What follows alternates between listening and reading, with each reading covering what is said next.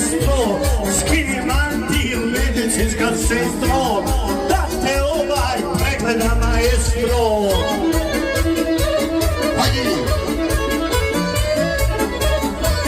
Za Chicago veliki pozdrav.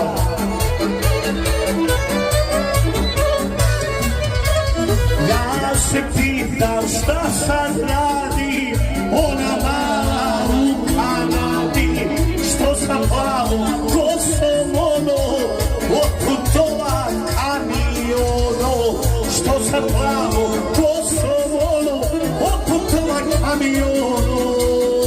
Nema male i ne javlja se, zavičaju, ne vraća se.